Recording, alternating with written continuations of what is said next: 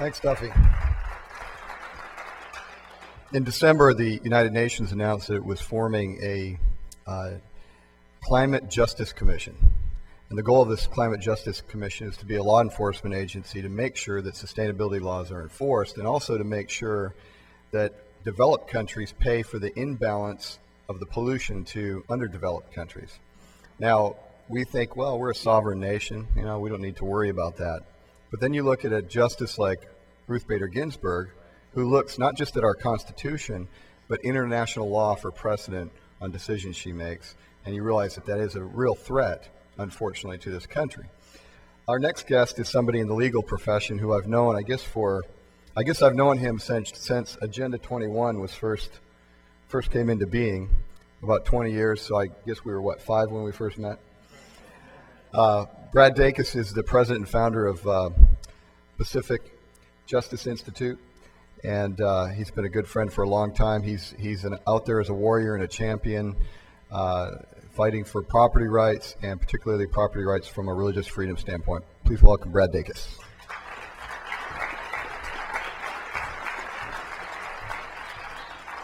Thank you very much. Can you guys hear me okay?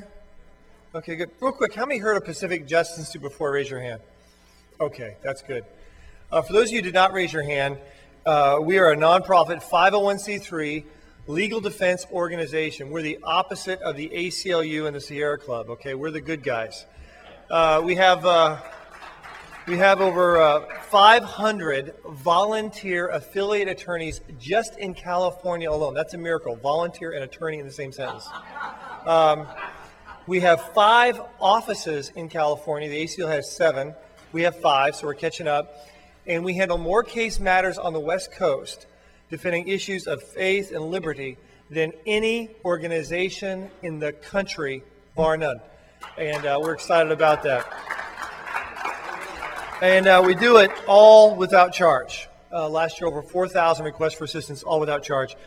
Now, I'm going to try to speed through some things here because I want us to get a little bit, stay on pace here. But so please, if I'm going too fast, just speak up and go like this. I used to live in Texas. I'll go back to talking like a Texan, okay? Just go like that. So I'll adjust. And if I'm not talking loud enough, just go like this, and I'll try to talk louder, okay? Now, we at Pacific Justice Institute also, real quick before I forget, have an event coming up on May the 12th called Celebration of Justice. We're going to have Scott, thank you. Thank you, Scott Rasmussen. I'm getting tired. Scott Rasmussen, the Rasmussen polling. He's on Fox News a lot. And if you're interested in that, he's going to be speaking. We're also going to have a straw poll, presidential and vice presidential straw poll. It's going to be really exciting. Please feel free to register or sponsor a table if you'd like. And also we have being passed out these blue sheets. These are sign-up sheets so we can keep you guys updated with what we're doing, and we do so very tastefully. I have a rule at Pacific Justice called WWGD. What would Grandma do if she got this in the mail? And if my relatives wouldn't want it, then others wouldn't either. So we're very, very sensitive and respectful in that regard. Now, I'm going to talk about something a little differently if I can, and that is the extent to which the government control and government authority with regards to land use and property has been a mode of persecution for religious freedom. You say, how can those two fit, right? What are you talking about? Let me give you examples. First was, for example, this is a public use of property. A church wanted to have a beach service. A beach service. It was like an Easter time. No problem, right? It actually was a Calvary Chapel. Well, it turns out there was some problem. They said, no, we're not going to let you do this. And so we at Pacific Justice Institute were called in, and they had their beach service. And so that was wonderful. There was another situation was involving a church that had whitewater rafting ministry. Well, the government came in and says, oh, you can't do that. This is a commercial venture. And so you can't have a whitewater rafting ministry. So we're going to kick you off the rivers. And we were contacted. And we at Pacific Justice, we don't get angry over these things. We just sue. And so, needless to say, that was quickly resolved. And then also we get involved in land use zoning issues. For example, there was a synagogue that wanted to build in the East San Francisco Bay Area. They were told, oh yes, we'll let you build in the East San Francisco Bay Area, but you know what? just there's some land use restrictions, heavy restrictions we have a list of for just one day of the week though. Yeah, how'd you guys know? Saturday. Government is that predictable, isn't it? And that's what they did, a long list. And then we were contacted. We had the privilege to represent that rabbi and that synagogue that wanted to be built. And make a long story short, those usage restrictions were taken off the list. And we're really excited about that. We also go to bat for churches in as well. And there was one church down in Guatay. You ever heard of Guatay, California? The resort community. Okay. It's on your way to Arizona from San Diego. When you start seeing the lizards coming out for vacation sunbathing, that's Guatay. It's a small little community. They have only one church. After 20 years, they were giving a notice they must cease and desist using this building they were leasing for 20 years. Why? Because the San Diego County Board of Supervisors had determined that, in fact, there was a problem with the zoning. You see, 23 years ago, it had briefly been rezoned to be a country western bar. And it had always been used as a church, but technically rezoned, and it was not rezoned back again, and therefore you can't use this building.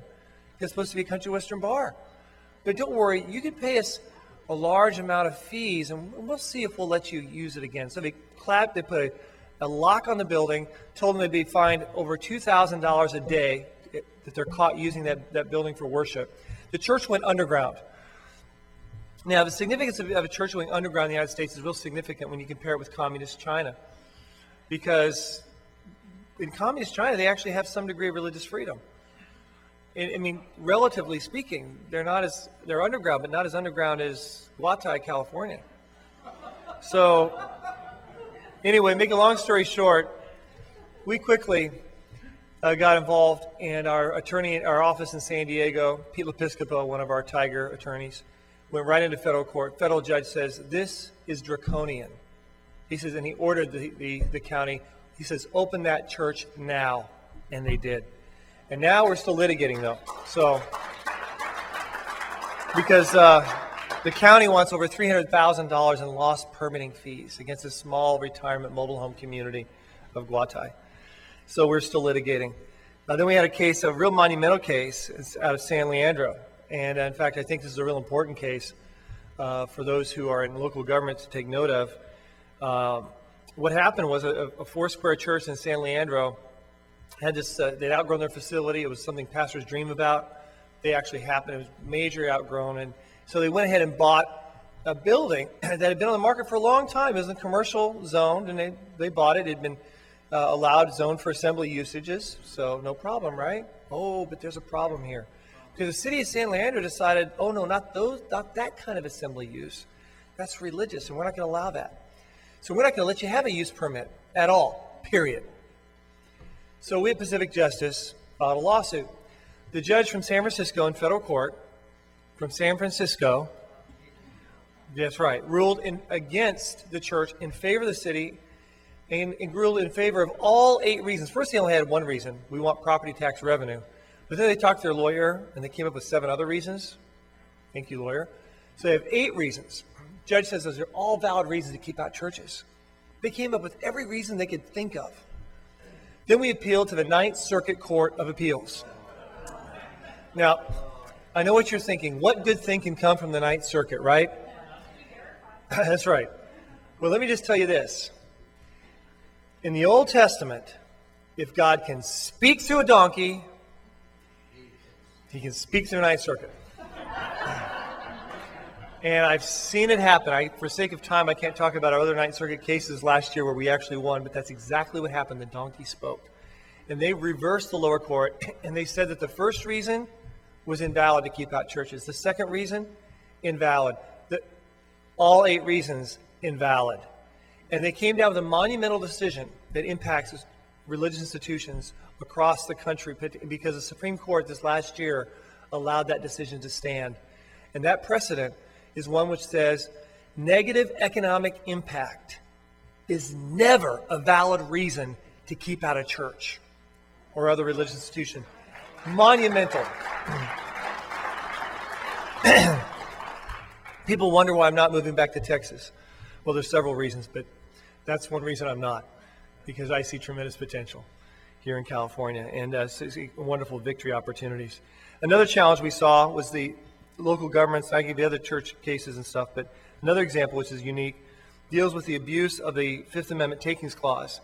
You've probably heard of the case Kelo, where the Supreme Court decided to expand the use of eminent domain, where governments could just seize property and in a much greater expansive way. Well, fast forward, everyone thought, well, that's never going to be used against churches and religious institutions. Governments will never do that. Well, here's what happened. In Visalia, California, a church decides to buy this old movie theater in downtown area to turn into a youth center, a positive youth center. What happens to this youth center? Well, the city of Visalia found out it was about to close escrow, and a church was buying it. After it was on the market a long time, a church was buying it right before it closed escrow.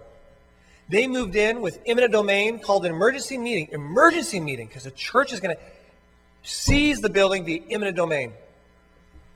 And they thought they had it all done.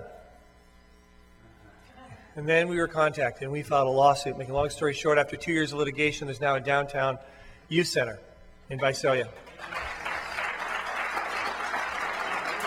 By the way, I once was talking to a group in Valencia. It was a Rotary Club group, and the one gentleman just got up and left. It was the mayor. Just got up and just pounced out, and someone else was really angry and pounced out. And all these people were just really hostile. And afterwards, I said, what's the problem? It seemed like they weren't, very friendly. And they said, well, you kept talking about that Valencia case. I said, Valencia? Did I say Valencia? No, it's Visalia. Well, they thought it was Valencia. Anyway, I had to apologize. You got to be careful when you're using city names, So anyway. But it was a wonderful victory, but that's something that we're going to see as a fight down the road in the courts, a head-to-head collision between eminent domain and the rights of religious institutions, religious freedom, and the Arlupa statute, Religious Land Use Utilized Persons Act. So stay tuned. Now, I could go on and on talking about cases. I'm going to do a fast forward and talk about 5 action items. 5 action items. First, we can take back local governments. It's not just a theory. Let me give you a specific example. A friend of mine who I have tremendous respect for lives in the area of El Cajon, and he's worked really hard for years with other people in the community to take back their city in very positive ways. Well, one problem they had was with the redevelopment agency. And before Jerry Brown could pull the plug, they had already pulled the plug.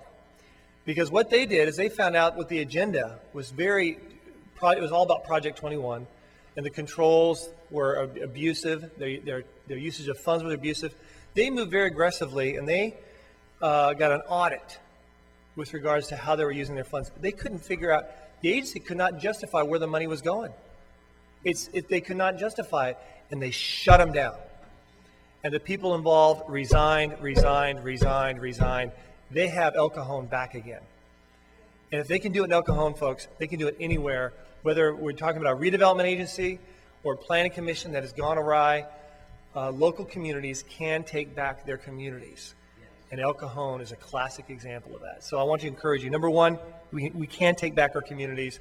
And that's a wonderful model, I think, for the rest of the country. And he gave me permission to talk about that. So I have permission.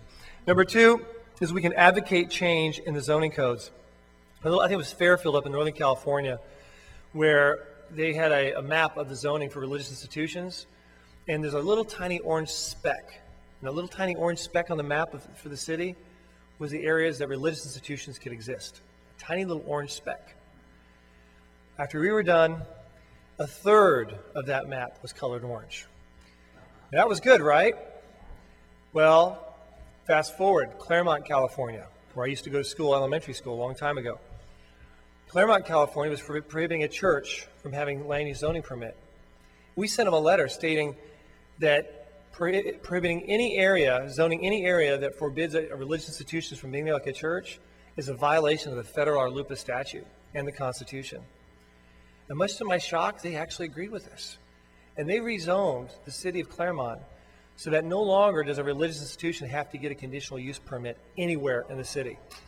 So we're excited about that. And Claremont, folks, Claremont is no Plano, Texas, okay? I used to live there as well. Claremont is a challenging town, but their city council looked at the law, They looked at the case law, and they agreed. And that's why twice the American Bar Association has flown me in, and I made them pay for it too, by the way, to address the attorneys working for city governments on land use zoning with regards to the RLUIPA statute. And so we're making progress, folks, and we are making headway because the basic message is, look, you can listen to me now and listen to us our message, or you can listen to it in a courtroom. And I think they understood that. Also number 3 is the source of funding. How do these liberal groups get a lot of their funding to elect politicians that do all this stuff? Unions. Yeah, you guys know about it. Unions. And they force people in a tyrannical way to give their money to something they don't even believe in. Yeah, that's right. And it's how many people have to pay union dues here? I'm sure there's some people do, or in that kind of bondage with this kind of group. Come on, anyone? Okay, well, very good. We're going to liberate you, by the way, before the night's over. And no altar call. Don't worry, it's different. Okay, but here's the thing: is that there's already something that's going to be on the ballot, dealing with the stop special interests, and it's going to help specifically in California for union members not to have their dues go to the political purposes of a union in California. It requires them to opt in willingly every year in writing. Fantastic measure. Something else, though, we are doing at Pacific Justice Institute is under Title VII. Under federal law, every union worker in America is already entitled and protected under federal law to have every penny of their union dues to never go to their union ever again, every penny, and have all of it given to a charity instead. Now, some of you are saying, Henry's saying, Mildred, did he say what I thought he just said? Yes. 100% of the union dues, agency fee, all of it, never going to union again, all of it diverted to a charity in agreement with the person's faith and conviction. That's protected under federal civil rights statute, Title VII. It applies to every union worker in every state in every union. The problem is only 1 in 1,000 are aware of it. We at Pacific Justice in 2010 helped over 200 break away. The last year, that more than doubled to 400. This year, we're hopefully going to be initiating a major campaign that will educate every union worker, Lord willing, of their rights to do this and see a major change in the landscape so they can no longer steal money from we the people to fund things that we the people don't agree with. So I'm excited about that. So if you know people in the union, let me know. If you know people who are interested in this campaign specifically, let me know because we're on a groundbreaking form of it. Number 4 action item, and that is leave no victim on the side of the road. It's real easy, and I've seen some people have this attitude, organizations, they only want the high precedent setting cases. They want to cherry pick just those big high profile cases. Well, I'm going to tell you something. I think that in the long term has some real major fallacies to it because all it takes is for just a few individuals who may not be quite as significant from a profile perspective or precedent, but just a few individuals be left on the side of the road. And what does that do? That sends a chilling message, ripples a message to everyone that you too could be left on the side of the road. And so you better back down, you better not exercise your rights. We at Pacific Justice are committed to making sure under our scope of law that no one is left ever on the side of the road. And that's why last year alone we handled roughly 4,000 requests for assistance without charge. We're committed to do that. We're committed to do that in this community and across the United States as necessary. So we need to have that attitude. When we hear seeing injustice that takes place, we need to get involved. Siskiyou County, where's she? Is she up here or where'd she go? Yay. That's for real. I was on a speaking tour through Redding, Wairika, Crescent City, and someplace in Oregon in between. It's for real. There's nothing hype about what she said. And we need to get behind those things when we see them. We can't just say, well, that's a bad thing. No, we need to get behind them. We need to make the phone calls. We need to write the letters. We need to do what we can on the internet, through Facebook and other things, to enunciate these atrocities. And because we now have the power through the internet and through radio and other means to actually communicate our message. We didn't have that 30, 40 years ago. We actually have the power to do it. And I'm excited about that. And we need to get involved. That's just one example. The others up here, everything that was mentioned tonight was credible. And 5 is we need to hold all politicians accountable. They need to recognize that we the people will not allow party labels to interfere with them being held accountable. Hey, I'm a Republican. I'm a conservative. I was the youngest precinct chairman for Ronald Reagan when he was running for president. I couldn't vote, but I was precinct chairman, okay, in Texas. I mean, I'm a hardcore. But that said, when they're in office and they take an oath of office, they must be held accountable to we the people. Period.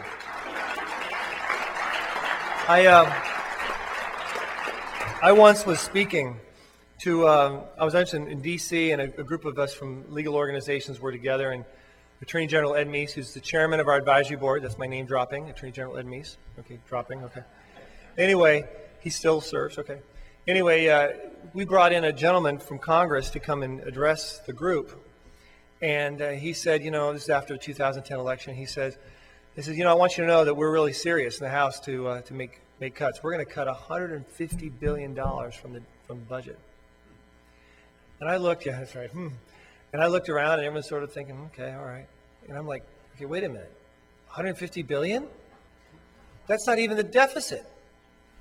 It's a deficit over $1 trillion. So everybody may say, excuse me, I just want to make something clear. With all due respect, I'm the president of the Pacific Justice Institute, but I'm also an active member and advocate for the Tea Party movement. And I want to make something really clear. The loyalty of the Tea Party movement to the Republican Party, it's about this deep. And if you think that cutting $150 billion from the budget is enough to pacify the people of America, all I can say is you'll see a different outcome 2 years from now unless you make real reform and real cuts in the budget. And he understood that. And Attorney General Ed Meese backed it up, which was really nice having someone like that. But the bottom line is, folks, we must hold them accountable. Once again, I want to remind you to be sure and fill out these blue sheets. It would mean a great deal to me personally. You don't forget yet. I'm almost done. Anyway, but please fill out these blue sheets. So and then when you do, just put them on that table in the back there next to our other materials. I'd love to have that. Also, if you want to support our work, there's another brochure you can fill out in the back over there too as well. And I want to remind you also about the Celebration of Justice, so you guys can attend that. That means a great deal. Right now our nation is under a great crisis. As I've noticed this evening, newsflash, Israel hasn't done the bombing, but the report is that they are moving in that direction. And we have some great crises economically our nation's facing in many, many ways. The good news is, in order for foundational change to take place in our country historically, those times of foundational change, were for good or for bad, were times of crises. We have, at this time in our nation, an incredible opportunity given to us to make major foundational fundamental changes in the right direction. I'm excited about it. I'm not moving to Idaho, and neither should you. We can't take back America. We can't take back California, and I want us to do that because I know we can have that potential. The bell tolled in 2010, and unlike other times when the bell tolled, we didn't go home. In 2012, we're not going home. In 2014, we're not going home until we take back this country. God bless you all, and let's keep up the work. Thank you very much.